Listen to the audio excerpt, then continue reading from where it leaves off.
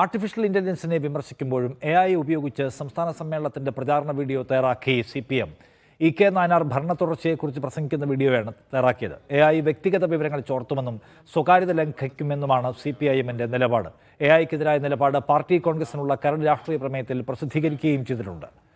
കൊല്ലം കമ്മ്യൂണിസ്റ്റുകാരെ ഭരണത്തിൽ വരില്ലെന്നല്ലേ എവിടെല്ലാം പറഞ്ഞേ? പണ്ട് എന്താ ഞാനും മുഖ്യമന്ത്രിയായില്ലേ? VS ആയി, പിണറായി ആയി. നമ്മുടെ പിണറായി രണ്ടാമത് മുഖ്യമന്ത്രിയായുള്ളൂ. എന്തുകൊണ്ടാത്? ജനത്തിന് വേണ്ടത് നമ്മളോടും ഈ രാജ്യത്ത് ആദ്യം കർഷക തൊഴിലാളിക്ക് വിഷം കൊടുത്താരാ? ഒമർസാരാ? ദീപികാല? ഓർന്നല്ല, നമ്മളാ.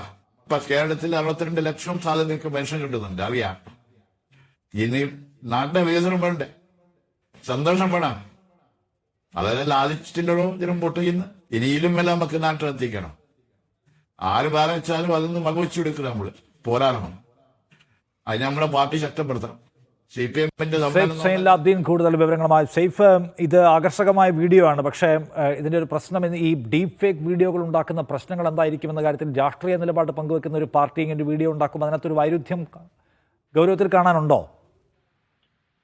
അതാണ് CPMന്റെ കരട് രാഷ്ട്രീയ പ്രമേയത്തിൽ പറഞ്ഞിട്ടുള്ളത്. AI വ്യക്തിഗത വിവരങ്ങൾ ചോർത്തുന്നു, സ്വകാര്യത ലംഘിക്കുന്നു തുടങ്ങിയ കാര്യങ്ങൾ AI തൊഴിലവസരങ്ങൾ നഷ്ടമാക്കുന്നുവെന്ന് CPM പ്രഖ്യാപിക്കുകയും ചെയ്തു. അത് കരട് രാഷ്ട്രീയ പ്രമേയത്തിൽ ഉൾപ്പെടുത്തുകയും പിന്നീട് CPMന്റെ സംസ്ഥാന സെക്രട്ടറി അതുമായി ബന്ധപ്പെട്ട ചില കാര്യങ്ങൾ വിശദീകരിക്കുകയെല്ലാം ചെയ്തു. AI എന്നുള്ളത് കുത്തക മുതലാളിമാരുടെ സംരംഭമാണ്, അതുവഴി തൊഴിൽ നഷ്ടം ഉണ്ടാകുമെന്നൊക്കെ CPMന്റെ സംസ്ഥാന സെക്രട്ടറി വ്യക്തമാക്കുകയും ചെയ്തതാണ്. കഴിഞ്ഞ ഒരാഴ്ചക്കിടെയാണ് ഈ സംഭവങ്ങളെല്ലാം ഉണ്ടാകുന്നത്. അതിനിടയിലാണ് EK നായനാരുടെ ഒരു ഡീപ് ഫേക്ക് വീഡിയോ പുറത്തു വരുന്നത്. ഡീപ് ഫേക്ക് വലിയ ചർച്ചകൾക്ക് വഴിവെച്ചിട്ടുള്ള സംവിധാനമാണ്. അത് ഉപയോഗിക്കുന്നതിന് വലിയ ദൂഷ്യവശങ്ങൾ ഉണ്ട് എന്ന തരത്തിലുള്ള ചർച്ചകൾ CPMനുള്ളിൽ തന്നെ നടക്കുന്നതിനിടയിലാണ് ഇങ്ങനെ ഒരു പ്രചരണത്തിന് വേണ്ടി CPM അത് ഉപയോഗിക്കുന്നത് എന്നുള്ളതാണ് ഒരു പാർട്ടിക്കുള്ളിലെ ഒരു നിലപാടും ഇപ്പോഴത്തെ പ്രവൃത്തിയും തമ്മിലുള്ള ഒരു വ്യത്യാസം നമുക്ക് കാണാൻ കഴിയുന്നത്.